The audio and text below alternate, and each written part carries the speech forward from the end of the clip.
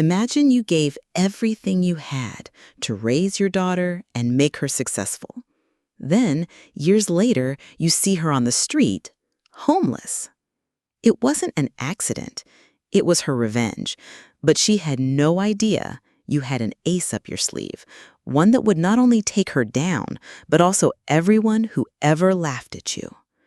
You won't believe how a mother's revenge, after losing everything, can change the game entirely. My name is Martha. I'm 57, a widow, and a retired school librarian. For 30 years, my life was a quiet, comfortable routine filled with the smell of old books and the gentle chatter of children. But my real pride and joy was my daughter, Jessica. Jessica was the light of my life, a beautiful, smart girl who grew up to be a stunning, successful woman. I raised her on my own after my husband passed, and I sacrificed everything to make sure she had every opportunity. I worked 2 jobs, a librarian by day and a tutor by night, saving every penny so she could go to the best schools.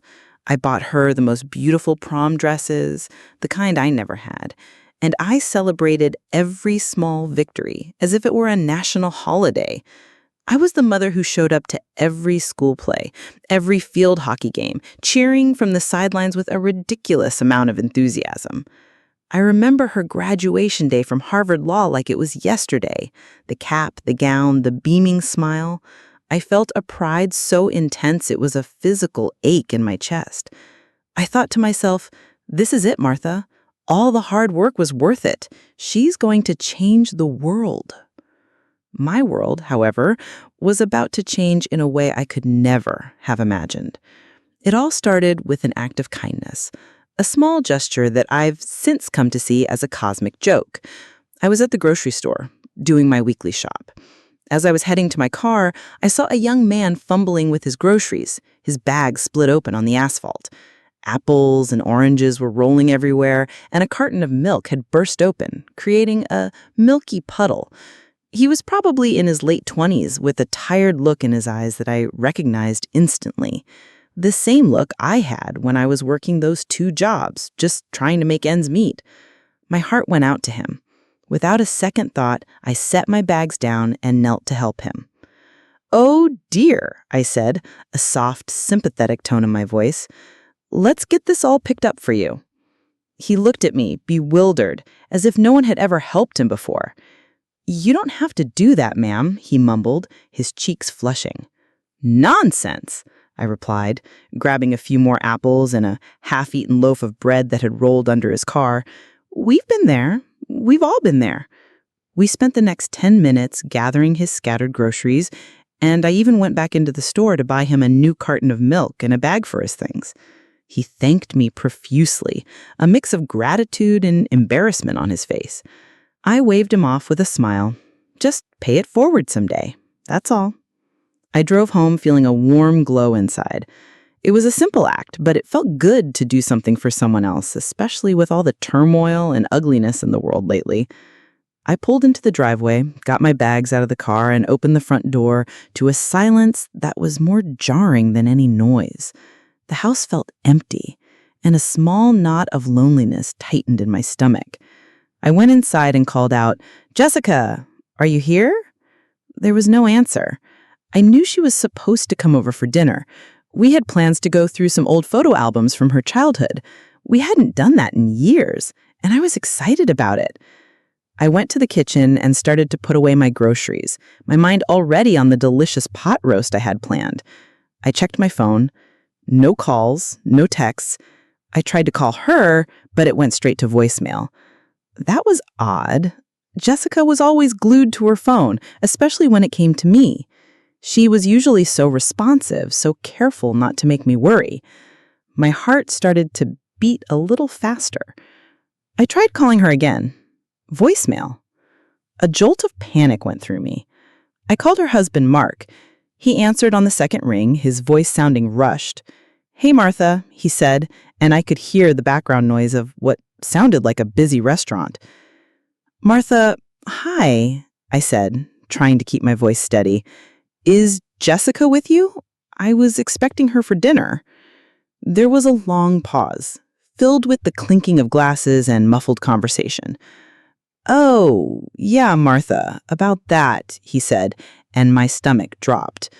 "She's with me. We're at a business dinner. Something important came up at the last minute." "Oh, I see," the voice feeling hollow. "She didn't text or call?" "Yeah, sorry about that," he said, and I could hear a forced cheerfulness in his voice. "She said she was going to, but it's been a crazy day. We'll make it up to you, I promise." "Okay," I said, my voice barely a whisper. "Well, tell her I said hello." "Will do." And before I could say anything else, he hung up. I stood in my kitchen, a bag of carrots still in my hand, feeling utterly foolish. A business dinner on a Thursday night? I had just spent the last 2 days meticulously cleaning the house, buying her favorite brand of iced tea, and planning out a meal that would make her feel loved and special. A pot roast with all the trimmings. And for what? A last-minute business dinner that she couldn't even bother to text me about? My mind raced, trying to make sense of it. This wasn't her. Jessica was always so thoughtful. A text, an email, a quick call, something, anything. The silence was deafening. I put the groceries away, with a sense of dejection. The pot roast suddenly seemed like a ridiculous idea. I put it back in the fridge and heated up some leftover soup.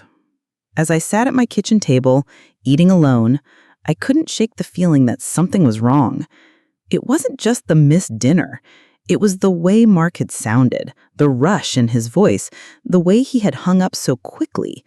It felt like a dismissal, like I was a trivial annoyance to be dealt with, not a mother to be cherished. The next day, I tried calling her again. No answer. I left a message, something simple and light. "Hey, sweetie, just calling to see how you are. Hope the business dinner went well. Let's catch up soon. Love you." I waited all day. Nothing. Not a text, not a call.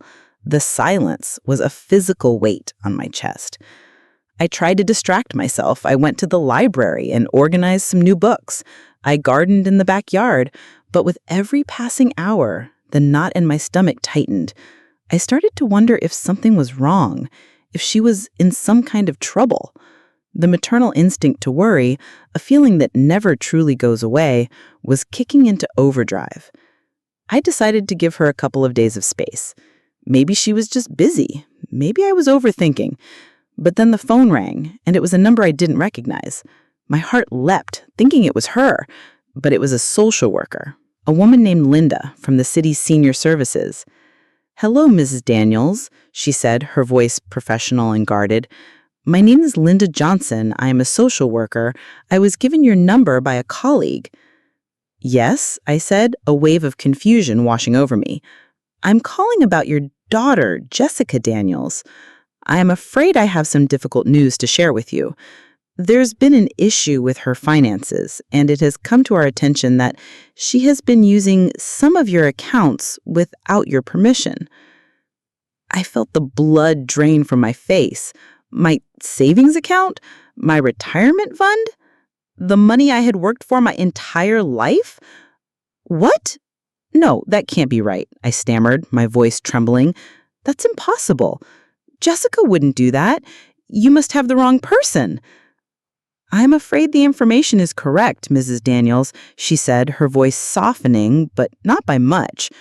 "We have records showing multiple withdrawals and transfers from your accounts to hers over the last few months. Your daughter has been using these funds to cover her own financial difficulties. We've been investigating her for a while now, and the situation is quite serious. We were hoping you could help us understand the scope of the issue." I hung up the phone. I couldn't breathe. My daughter, my Jessica, the girl I had sacrificed everything for, the lawyer I thought would change the world, a thief. The irony of it all was a brutal punch to the gut. I had just spent the last 2 days helping a complete stranger, a young man who had no claim on me, and my own daughter was stealing from me. It was a vicious joke played by the universe. I sat on my couch, the world spinning around me, feeling a grief so profound it was almost paralyzing. The phone rang again, but I didn't answer. I just sat there, in a state of shock, the empty house a stark monument to a love that had apparently been a lie. That's what happened next, and you won't want to miss how the hero turns the tables and gets her justice. The world stopped spinning for a second, and in that brief, horrifying moment of stillness, I felt something break inside me. It was more than a lie. It was a betrayal so profound it rearranged my entire understanding of reality. My daughter, the girl I had raised to be honest and kind, was stealing from me. My life savings, the retirement fund, the money I had sacrificed every pleasure for, it was all gone, drained away by the person I trusted most. The phone in my hand felt heavy, a lifeless extension of a conversation that had ripped a hole in my heart. I let it fall onto the couch cushion with a soft thud, a sound that seemed to echo in the hollow space where my pride used to be. I sat there, paralyzed, the image of my beautiful, smiling Jessica from her Harvard graduation flashing in my mind. How could that girl become this? The woman on the phone, Linda, had said something about an investigation, about serious financial issues, but those words felt like a foreign language. All I could hear was the deafening silence of my empty house. It wasn't just the money. It was the years of sacrifice, the 2 jobs, the love, the belief that my daughter was different, that she was good. I tried to call her again. My hands were shaking so hard I could barely dial the number. It went to voicemail, again. I left another message, but this one was different. My voice was tight with an emotion I couldn't even name yet. Jessica, I just got a call from a social worker. Linda, she said you've been taking money from my accounts. Please, honey, call me back. Just tell me what's going on. My message was met with silence. Hours passed, each one heavier than the last. I walked through the house, a ghost in my own home. I ran my hand over the old piano where she used to practice, the coffee table where we would do homework, the worn-out recliner where I read her stories every night. Every object was a monument to a past that now felt like a fabrication. How could I have been so blind? I had been so busy building her up that I never stopped to see if she was building herself on a solid foundation. I thought I knew her, my own daughter. The thought was so absurd it was almost comical. What a grand, pathetic fool I was. I just wanted to lie down and disappear, to cease to exist for a little while and forget this crushing reality. The next morning, I woke up with a pounding headache and a raw, gaping wound in my chest. The call from the social worker hadn't been a dream. The phone was still sitting on the couch, mocking me. I had to do something. I couldn't just sit there and let this happen. I was a mother, after all. A mother who had been taken for a fool. I had to know what had happened, why she had done it. I tried calling Mark again. He answered on the first ring, his voice more guarded than ever. "Martha," he said, and I could hear the hesitation. "Mark, what's going on?" I demanded, my voice breaking slightly. "I know. The social worker called me. What have you 2 done?" He said, "Look, Martha, I can't talk about this right now." His voice was low, as if he was trying to hide something. "Jessica and I are dealing with a lot. It's not what you think." "It's not what I think," I practically shouted into the phone. I had a woman from the city tell me my daughter stole my life savings. What else could it possibly be? He said, "Just give us some space. We'll explain everything later." And I heard a dial tone before I could even reply. He hung up on me. Again. The message was clear. I was a problem to be solved, not a person to be respected. I was a fool who had been taken for granted, and now I was being discarded. The rage that simmered beneath my grief began to boil over. How dare he? How dare they? I didn't just sit and wait. I got in my car and drove straight to their house. It was a beautiful, modern home in a gated community, the kind of place I always imagined for her. The manicured lawn, the perfect little bushes, the gleaming windows. I saw their car in the driveway, and a thrill of righteous anger went through me. I rang the doorbell, my finger pressing the button until I heard the chime sound for the 3rd time. The door opened, and there was Jessica. She was dressed in silk robe, her hair a mess, her eyes puffy and red. She looked like she had been crying. "Mom," she said, her voice small and weak, "what are you doing here?" "What am I doing here, Jessica? I think you know exactly what I'm doing here. The social worker, the phone call, the money. What did you do?" Her face crumpled. She looked at me, not with remorse, but with a kind of exhausted resignation. "Look, Mom, it's not that simple. We got into some trouble. We needed money. We were going to pay you back, I swear." "Pay me back?" I scoffed, a bitter laugh escaping my lips. "You stole from me, Jessica. You took everything I have, and you didn't even have the decency to tell me. You let me sit in my empty house, waiting for a call that never came, a dinner that never happened. A business dinner, Mark said. What a lie." She flinched. "Mom, please, this isn't a good time. Mark is really stressed. We can talk later." "We can talk now," I insisted, pushing past her and into the house. "You owe me an explanation. You owe me everything." She followed me, her voice a strained whisper. "Mom, you can't be here. Please leave. You're making a scene." "A scene? You want to talk about a scene?"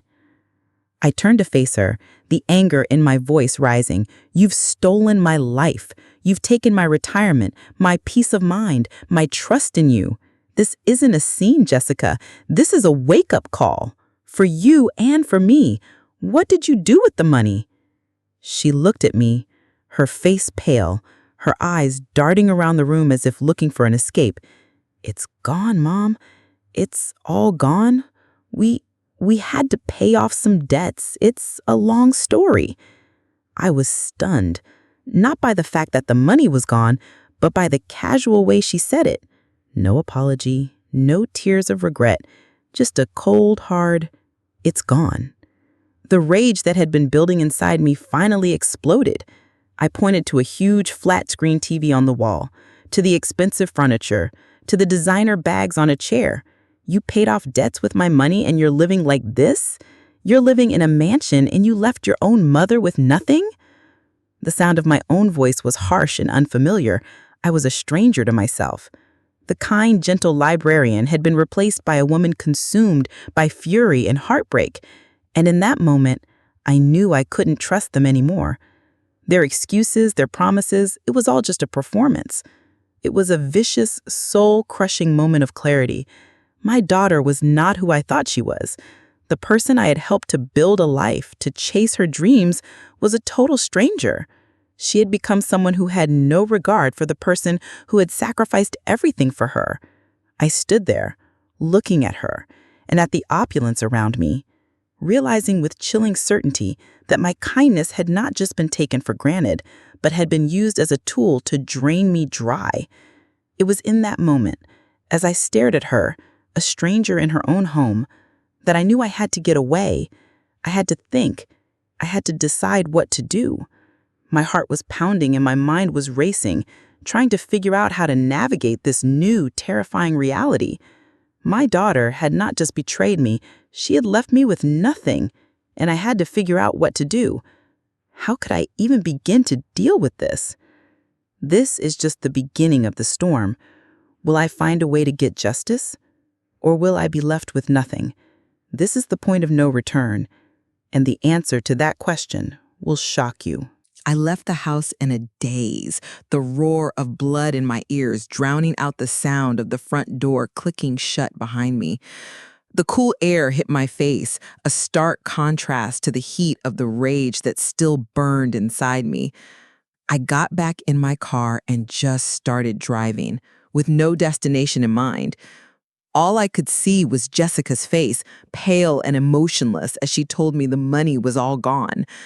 I had pictured an emotional reunion, a tearful apology, a moment where my daughter would finally confess her mistakes and we could start to mend what had been broken. Instead, I got a cold, hard dose of reality. The girl I had raised was gone. In her place was a stranger, a woman who seemed more concerned with my making a scene than with the fact that she had financially ruined her own mother.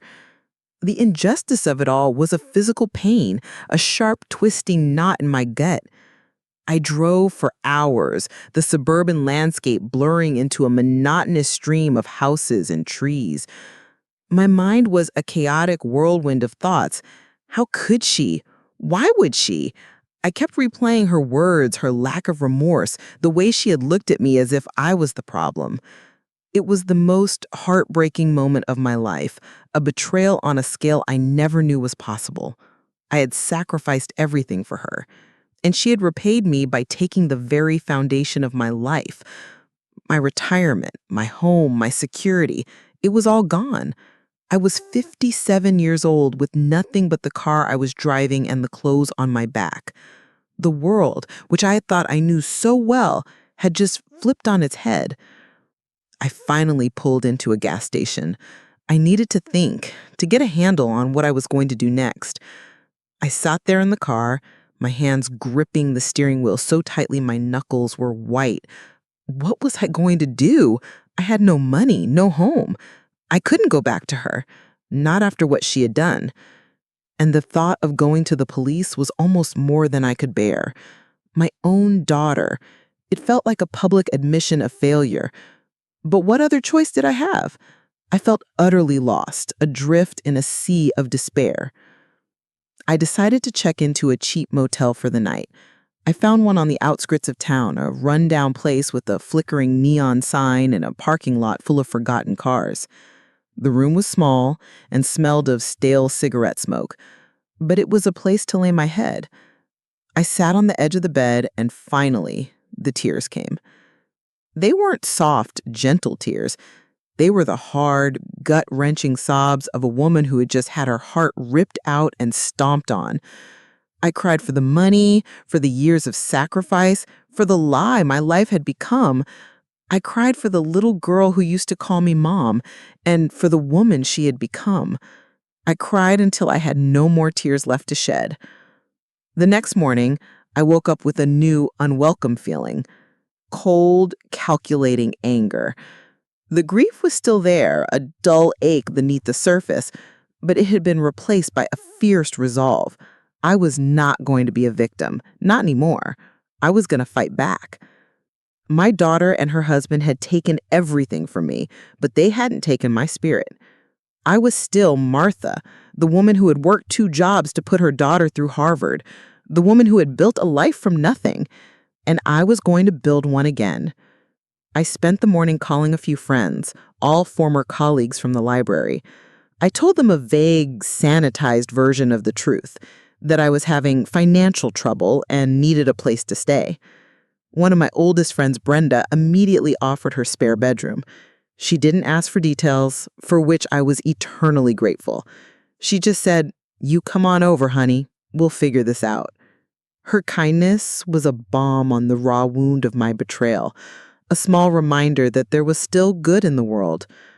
I drove to Brenda's house, the landscape now looking less like a blur and more like a path forward.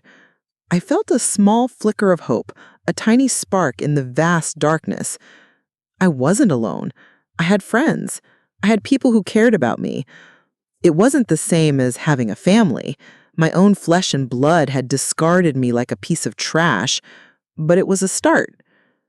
Brenda's house was a cozy, welcoming place, filled with the smell of fresh-baked bread and the gentle purr of her 2 cats. She gave me a warm hug and led me to the spare bedroom. She didn't press me for details, just sat with me and listened as I spoke about a different kind of life I now had to lead. I told her that I knew my story was hard to believe. After all, what kind of child would do that to their own mother? My own faith was shaken. It felt like an utter moral failure, not just on Jessica's part, but somehow on mine too. I wondered where I had gone wrong. How could a parent raise a child who was capable of such a thing? The doubt was a heavy shroud, a constant whisper of what if in my ear. But Brenda didn't ask those questions. She just listened. And for the first time in days, I felt like I wasn't crazy. I wasn't alone. We sat up late that night, Brenda and I, drinking tea and talking about everything and nothing. I told her about the life I had planned for myself, a quiet retirement filled with books and gardening. It all felt so foolish now. I had spent so much time planning for a future that was never meant to be. I was a grand, pathetic fool. But Brenda didn't laugh at my naivety. She just nodded and said, "We'll make a new plan, Martha. A better one." Her words were a lifeline, a promise of a future I didn't think I had anymore. The next day, I started my fight back. I knew I couldn't go to the police. Not yet. I needed to understand what had happened. I needed to know why Jessica had done this. I decided to start with the social worker. I called Linda Johnson, the woman who had delivered the devastating news. She was hesitant at first, but I was firm. I was a mother who had been wronged, and I deserved to know the truth. I told her my story, the words tumbling out in a rush of emotion, the sacrifices, the hopes, the betrayal. She listened patiently, her voice softening as I spoke. "I'm so sorry, Mrs. Daniels. I've seen some terrible things in this line of work, but this is beyond the pale. We can't share confidential details of our pace with you, but I can tell you that what your daughter did was not a one-time thing. This is a pattern of behavior. There are other victims. She and her husband have been living well beyond their means for a long time, using others' money to fund their lifestyle." I felt a cold shiver go down my spine. "Other victims?" I asked, my voice barely a whisper. "I can't tell you that, Mrs. Daniels, but please, if you have any information, anything at all that could help our investigation, please let us know. This kind of financial abuse is a serious crime." The call ended, but her words echoed in my mind. A pattern of behavior. Other victims. It wasn't just me. My daughter and her husband were predators, feeding on the kindness and trust of others. It was a cruel, twisted game, and I was just another one of their victims. The thought made my stomach turn. This wasn't a mistake. This was a moral failing. A sickness. The next step was to figure out how to get my money back. I knew it would be a long, difficult process, but I was ready for the fight. I had nothing left to lose. I made a promise to myself, a silent vow as I sat in Brenda's living room looking at my reflection in the window. I would not rest until I had justice. I didn't know what that would look like yet, but the journey had begun and I wasn't going to stop until I saw it through to the end. I had a long road ahead of me, and the next few steps would determine whether I was a victim or a survivor. What do I do now? Who do I turn to? The answer to that question will shock you. The days that followed were a blur of cold coffee and restless nights on Brenda's worn-out sofa. I tried to distract myself by helping her in the garden, a place that used to bring me such peace. But the sight of a perfect ripe tomato only made my stomach churn with a new kind of sickness. It reminded me of the life I thought I had, the retirement I had planned, and the future that was now a cruel mirage. Brenda was a saint. She never once said, "I told you so," even though I was pretty sure she had a few choice words she was biting her tongue on. Instead, she let me be a ghost in her house, silently making me tea and leaving warm blankets on my lap. Her quiet support was a lifeline. It was a stark reminder that even though my own flesh and blood had failed me, there was still decency in the world. My thoughts were a constant churning vortex of what-ifs and if-onlys. I would wake up in the middle of the night, my mind a battlefield of memories. Jessica's first steps, her first day of school, the pride I felt as she walked across that graduation stage. I had spent my entire life building her up, telling her she could be anything, that she was special. And she was.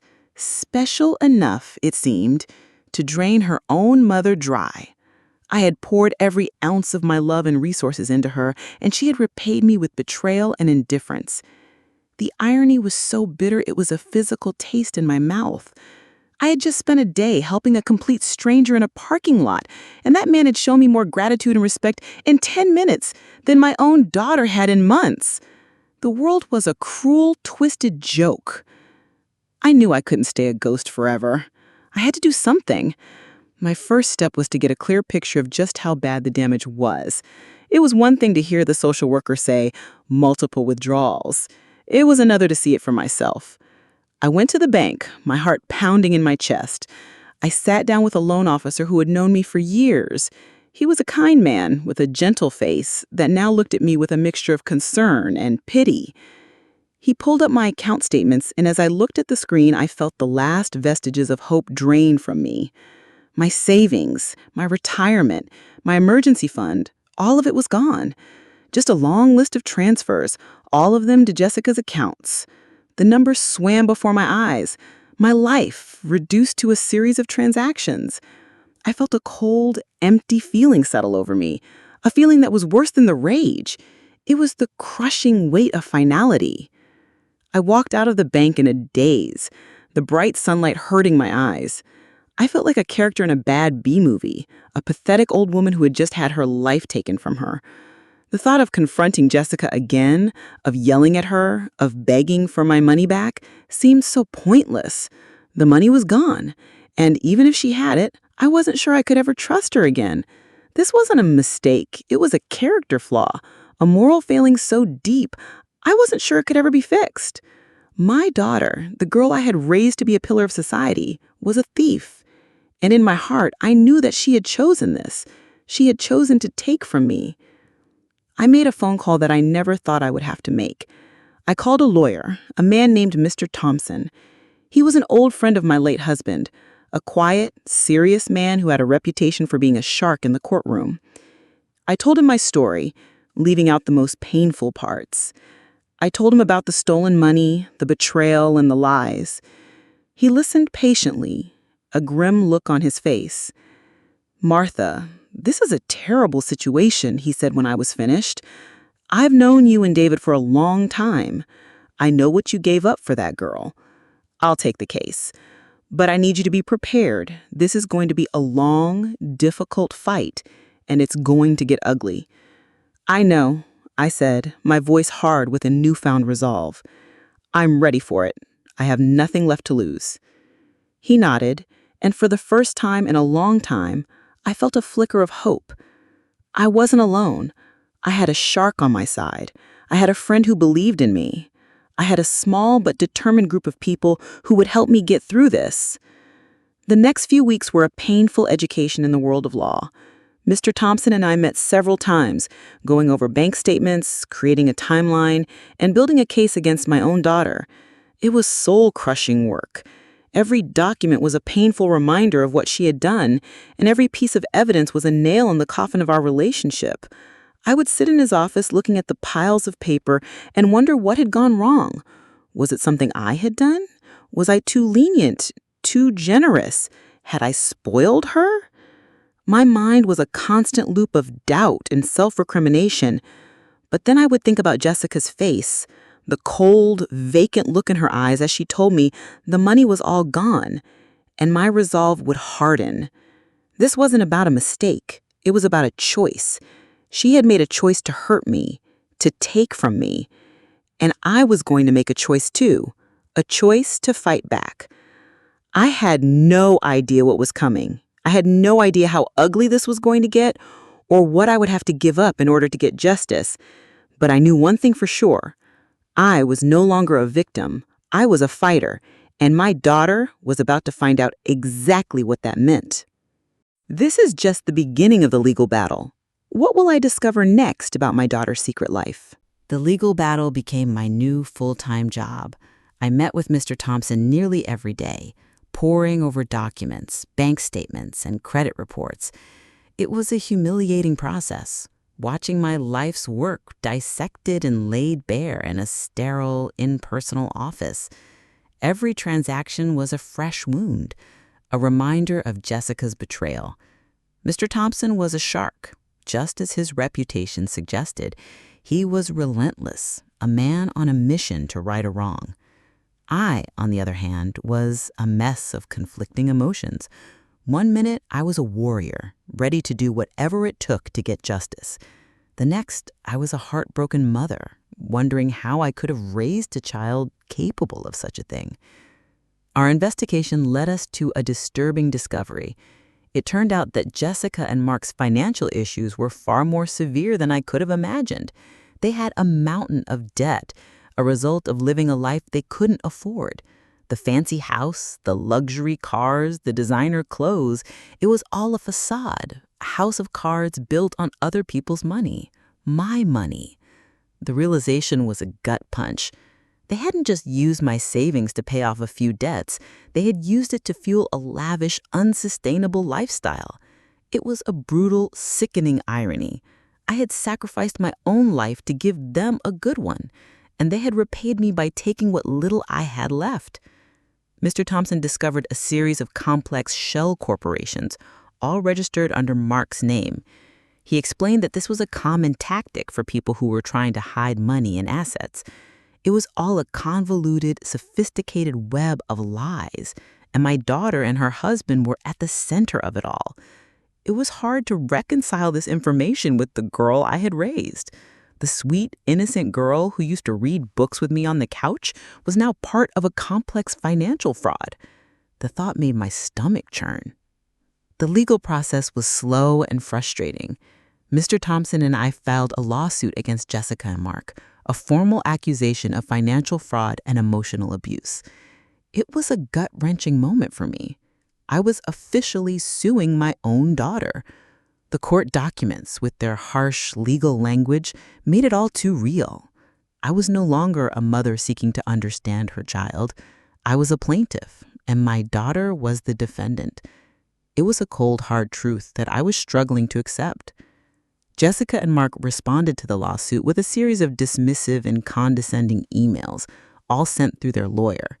They denied everything, of course, claiming that the transfers were loans that I had willingly given them. It was a pathetic, transparent lie, and it filled me with a new kind of rage. How dare they?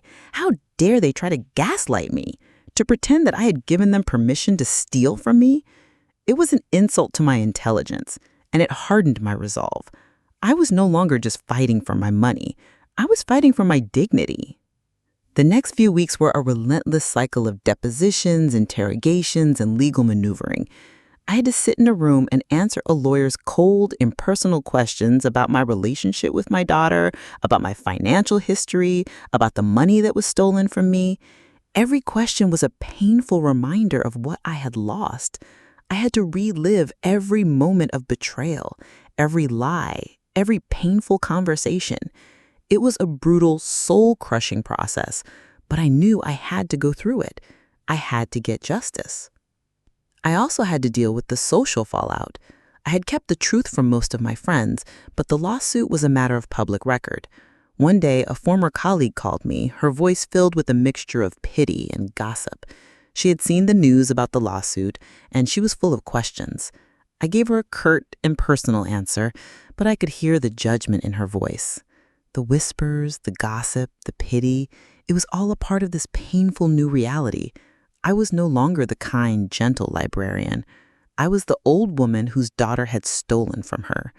The thought was a humiliation, a constant nagging reminder of my failure as a mother. One evening, as I was sitting in Brenda's living room, feeling completely drained, she came and sat beside me. She didn't say anything. She just took my hand and squeezed it.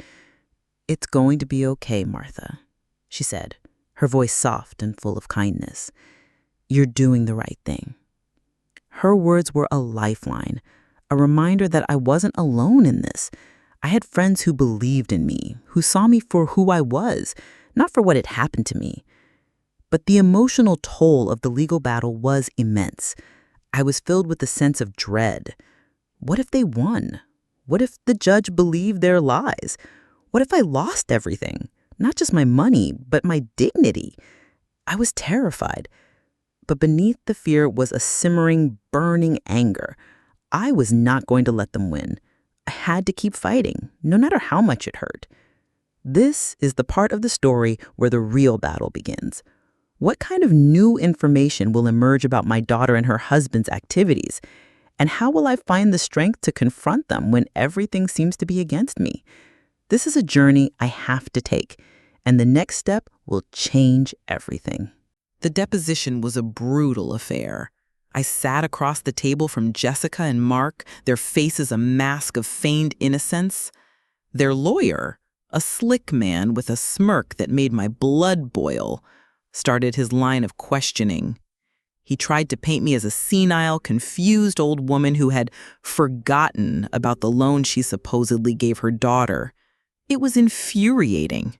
I had spent my entire life working hard, saving money, and now I was being portrayed as a victim of my own mental decline. My hands trembled, and my voice, usually so steady, was tight with rage. I looked at Jessica, hoping to see a flicker of remorse in her eyes, a hint of the girl I used to know. But there was nothing. She sat there, her back straight, her face expressionless. It was as if she were watching a play, and I was the star of a drama she had no part in. My own daughter. It was a cold, cruel realization. I was nothing more than a source of funds to her, a problem to be solved, and a person to be discarded. The lawyer's questions were relentless. He asked about my medical history, my mental state, my relationship with my husband. He tried to twist every word I said to make me seem unstable and unreliable, but I held my ground. I answered every question with a steely resolve, my voice growing stronger with each passing moment. I was not a victim. I was a fighter, and I was not going to let them win. When it was over, I walked out of the room, my body shaking with exhaustion. The anger was still there, but it was a cold, hard ember, not a raging fire. I had done what I had to do. I had faced them and I had told the truth. But the emotional toll was immense. I felt drained, empty, and more alone than ever. The legal battle continued, and the emotional burden weighed me down. I started to have trouble sleeping. I would lie awake at night, my mind racing with thoughts of revenge and justice. I would replay the deposition in my head, imagining all the things I could have said, all the ways I could have made them pay. It was a dark, unhealthy place, and I knew I couldn't stay there. I had to find a way to get my life back, to find a purpose beyond this painful fight. I started volunteering at a local senior center, a place that was filled with old people who had their own stories of betrayal and loss. I listened to their stories, and I shared my own. It was a small, fragile comfort, but it was something. I wasn't alone. I was a part of a community, a group of people who understood what it meant to be wronged. We were all survivors, and we were all fighting our own battles. It was a quiet, unassuming place, but it was a lifeline. The senior center gave me a new purpose. I started helping out with the library, organizing the books and reading to the residents. The familiar smell of old books was a comfort, a nostalgic reminder of a time when my life was simple and good. I found a sense of peace in the quiet rhythm of the days, a sense of purpose in helping others. It was a small, fragile light in the vast darkness of my despair. But the legal battle was always in the back of my mind. The day of the hearing was fast approaching, and I was filled with a mixture of dread and anticipation. I knew this was it. This was my last chance to get justice, to reclaim my life. But I was also terrified. What if the judge didn't believe me? What if I lost everything? I had to find a way to confront my fears and face my daughter one last time.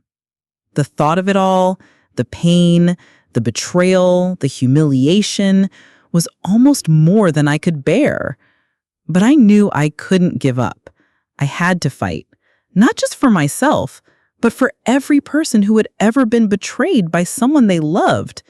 I was going to stand up for myself, and I was going to show them that I was not a victim. This is the final confrontation. What will happen when I face my daughter and her husband in court?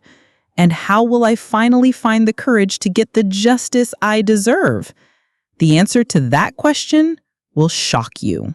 The day of the hearing was gray and unforgiving, a perfect reflection of my mood. I walked into the courthouse with Mr. Thompson by my side, my heart pounding against my ribs. The air was thick with the sterile scent of old paper and the quiet hum of legal anticipation. I saw them across the room. Jessica and Mark, sitting with their lawyer, looking entirely too comfortable. Jessica was wearing an expensive-looking pantsuit, her hair perfectly coiffed. She looked every bit the successful lawyer she was supposed to be, a sharp contrast to the terrified, heartbroken woman I felt like inside. I had to remind myself that their image was all part of the charade. They were con artists, and I was their mark. The judge called the case, and the room went silent. Mr. Thompson started his opening statement, his voice calm and authoritative. He laid out our case with cold, hard facts: the bank statements, the timeline of withdrawals, the fraudulent shell corporations. He spoke of my life of hard work and sacrifice, of how I had poured everything into my daughter, only to be betrayed. He didn't use flowery language or emotional appeals. He just presented the truth, and the truth was devastating. When it was Jessica's lawyer's turn, his voice was dripping with condescension. He tried to paint me as a senile, confused old woman, a victim of my own deteriorating memory. He brought up a few small, insignificant details from my past, twisting them to make me look unreliable. He suggested that I had willingly loaned the money to Jessica and Mark, and that my sudden change of heart was a result of a personal grudge. It was infuriating to sit there and listen to his lies. I wanted to stand up and scream, to tell the judge that I was not a liar, that I was a mother who had been betrayed. But I knew I had to remain calm. This was not about emotion, it was about evidence. The worst part came when Jessica took the stand. She swore on the Bible, a gesture that made me physically ill. She spoke in a calm, measured voice, her words a carefully constructed web of lies. She told the court that she had a loving, trusting relationship with me, and that I had generously offered to invest in their company. She even shed a few fake tears, claiming that my lawsuit was a misunderstanding that had broken her heart. It was a performance, a grand piece of theater, and I was the only person in the room who knew the truth. I watched her, my heart a hollow, aching void. This wasn't just about the money anymore. It was about a complete and utter moral collapse. She was so consumed by her greed, so far gone that she could sit there and lie to a judge, to an entire courtroom, without a single flicker of remorse. I felt a cold sense of finality settle over me. The girl I had raised was gone. She was a stranger, a predator, and I was just another one of her victims. As the day wore on, I felt a new sense of resolve. My rage had been replaced by a quiet determination. I was not going to let her win. I was going to fight for my dignity, for my life, and for every person who had ever been betrayed. I was going to prove that they were liars, and I was going to get my life back. I didn't know how, but I knew I had to. And the answer to that question was in a place I never thought to look. My daughter's lies are about to fall apart. What secret will I expose that will finally turn the tide in my favor? I have to find the truth, and it's hidden where no one expects. The day after the hearing was a blur of exhaustion and despair. I felt a crushing sense of defeat, a painful certainty that I had lost.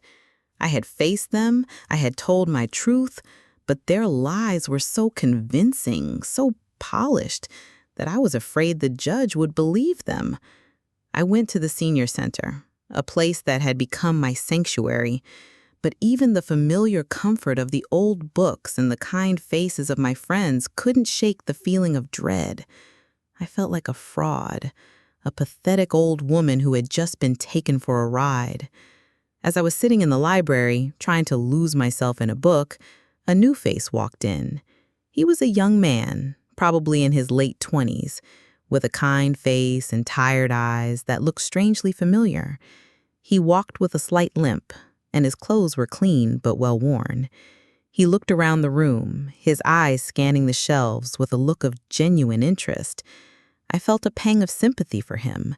He seemed out of place, a young soul lost in a sea of gray hair and wrinkled faces. He walked over to my desk and smiled. "Excuse me, ma'am," he said, his voice soft and polite. "Do you have any books on financial literacy? I'm trying to get my life together, and I need a place to start." My heart did a little flutter. It was the young man from the grocery store, the one I had helped a few months ago. He looked at me and his eyes widened in recognition. "You're the lady from the parking lot, the one who helped me with my groceries. I never got a chance to thank you properly." "It's a small world," I said, a genuine smile gracing my face for the first time in weeks. "I'm glad to see you're doing well." "I am," he said, his eyes filled with gratitude. "You have no idea what that small act of kindness meant to me. It gave me the hope I needed to get my life back on track." We talked for a while, and he told me his story. He had been a victim of a financial scam, and he had lost everything. He had been so close to giving up, but my small act of kindness had given him the courage to keep fighting. He was a survivor, just like me. He told me that he had been working a new job, saving every penny, and was now looking for a way to invest his money wisely. He said my story had inspired him, and he wanted to make sure he never made the same mistakes again. As he was leaving, he said something that sent a shiver down my spine. "I was a victim of a couple, a lawyer and his wife. They were so good at what they did. They were so convincing. I found out they had scammed a lot of other people too. It's a vicious cycle." I felt the blood drain from my face. My mind was racing. "What were their names?" I asked, my voice barely a whisper. He told me their names, and my heart stopped. It was Jessica and Mark, the same couple who ruined my life, the same couple who had just lied to a judge. I felt a jolt of energy go through me. He was one of the other victims that Linda, the social worker, had mentioned. This wasn't just a betrayal, it was a pattern, a sickness, and I had proof. I told him my story, and his eyes filled with a mixture of shock and sympathy. He couldn't believe it. He said that he had been looking for a way to get justice, but he didn't have the money to hire a lawyer. He had given up hope. But now here I was, a survivor just like him, and a new sense of purpose filled his eyes. We made a plan. We were going to work together. We were going to find the other victims, and we were going to build a case against Jessica and Mark that was so strong, so irrefutable, that even the judge would have to believe us. It was a risky plan, a desperate last-ditch effort, but I knew I had to take it. I had nothing left to lose. The next few weeks were a whirlwind of phone calls and meetings. The young man, whose name was David, introduced me to a small group of people, all of them victims of Jessica and Mark. There was an old man who had lost his retirement savings, a young couple who had lost their down payment for a house, and a single mother who had lost her entire life savings. They were all broken, defeated, and ashamed. But as we sat there, sharing our stories, a new sense of solidarity filled the room.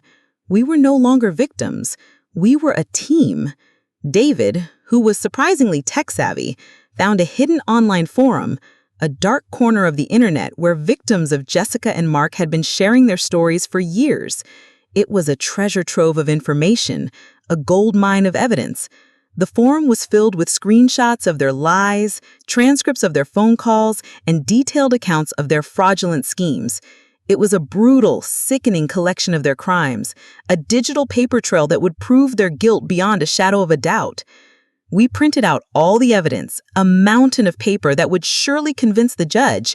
We had a new case, a new purpose, and a new hope.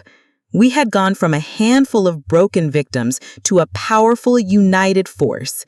The court hearing had been a setback, but it had also been a wake-up call. It had shown me that I couldn't fight this alone. I needed an army, and I had found one. The final confrontation was fast approaching. We had a new hearing scheduled, and this time I was not going to be alone. I was going to be with my new family, my new team, my new purpose. The journey had been long and painful, but I knew in my heart that it was all worth it. I was going to get justice, not just for myself, but for every single person that Jessica and Mark had wronged. This is the final confrontation. What will happen when I face my daughter and her husband in court with an army of victims by my side? The final confrontation was a scene straight out of a Hollywood movie. I walked into the courtroom, my head held high, with my army of victims marching in behind me. There was David, the young man from the grocery store, his eyes filled with a quiet strength. There was the old man who had lost his retirement, his face a mask of weary determination. There was the young couple, their hands clasped together, a silent promise to get justice. We were a formidable force, a group of ordinary people united by an extraordinary betrayal. The sight of us must have been a shock to Jessica and Mark. Their faces, usually so composed, were a mixture of panic and confusion. They looked at us, at the sheer number of us, and for the first time, I saw a flicker of fear in their eyes. The smirk on their lawyer's face had vanished, replaced by a look of disbelief. Mr. Thompson stood before the judge, his voice echoing in the silent courtroom. He didn't just present my case this time, he presented all of our cases. He told the story of how Jessica and Mark had preyed on a group of unsuspecting people, how they had used their trust and their kindness to drain them dry.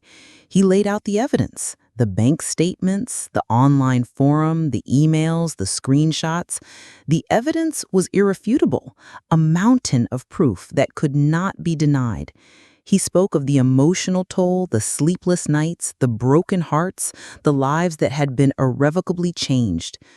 The judge listened, his face a grim mask of concentration. I watched him, searching for a sign, a flicker of understanding, a hint of what he was thinking. But his face gave nothing away. It was a cold, impersonal mask of justice. I looked at Jessica, and she refused to meet my gaze. She was a coward, a thief who had been caught red-handed, and she couldn't even look me in the eye. After Mr. Thompson was finished, Jessica's lawyer took the floor. He tried to spin the story, of course, to portray us as a group of disgruntled, confused people who had conspired against his innocent clients. But his words rang hollow. The evidence was too strong, the truth too powerful. He was a good lawyer, but he couldn't argue against the truth. He tried to discredit us, to poke holes in our stories, but we had all prepared for this. We had rehearsed our testimonies, we had gone over every detail, and we were ready for his lies. Then it was my turn to take the stand again. This time, I wasn't just testifying for myself, I was testifying for all of us. I told my story, but I didn't focus on the emotional pain. I focused on the facts.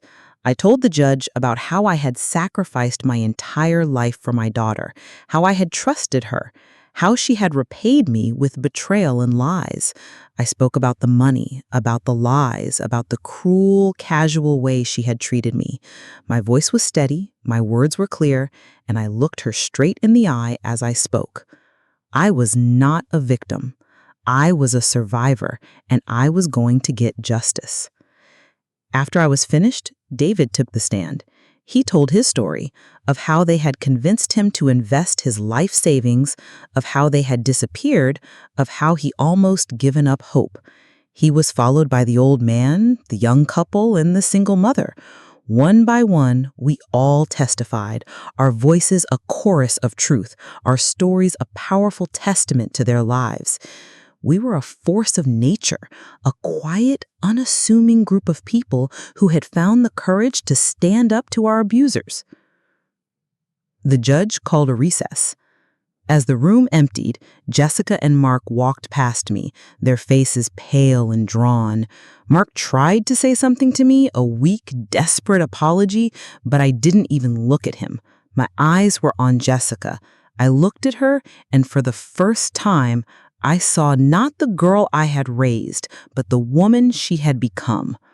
A woman filled with greed, a woman with a hollow soul. And in that moment, I knew I had won. The silence in the courtroom was a heavy, suffocating blanket.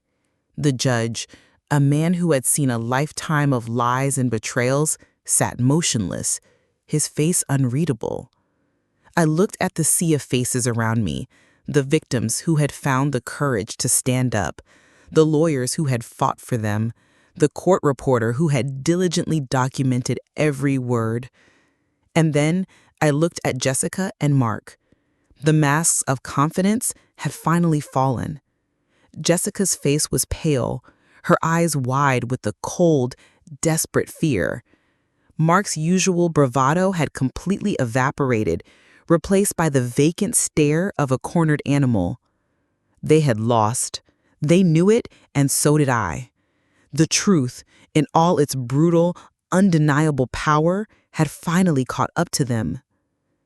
The judge cleared his throat, and the sound was like a thunderclap in the silent room. He began to speak, his voice slow and deliberate, each word a hammer blow of justice. He talked about the evidence, about the compelling testimonies, about the pattern of behavior that had left a trail of ruined lives in its wake. He spoke about the betrayal of a mother by her daughter, a crime that went beyond financial fraud and into the darkest realms of human morality. He said their actions were a disgrace and a gross abuse of trust. I watched as Jessica's perfect composure cracked and a single tear rolled down her cheek. It wasn't a tear of remorse.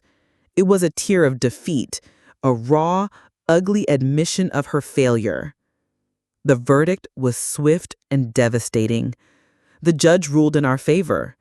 He ordered Jessica and Mark to pay back every single cent they had stolen, with interest. He also ordered them to pay for all of our legal fees and for the emotional damages we had suffered. But that was just the beginning. The judge announced that he was referring the case to the district attorney for a full criminal investigation. The words hung in the air, a final crushing blow. The financial fraud was just the tip of the iceberg. Now the real consequences would begin. I watched as they were taken away in handcuffs, their lives, which had been built on a foundation of lies and greed, crumbling before my very eyes. Mark, for all his bluster, looked utterly broken. But Jessica's eyes met mine just before they let her out of the room. There was no apology in them, no regret, just a cold, hard glare filled with a deep, bottomless hatred. It was the look of a person who had finally been exposed for what they were, and who would rather burn the world down than admit their own failure.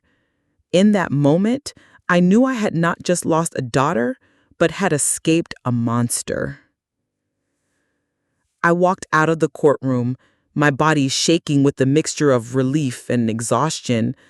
I was not a victim anymore. I was a survivor, a victor. The feeling was intoxicating. I had faced them, I had fought them, and I had won.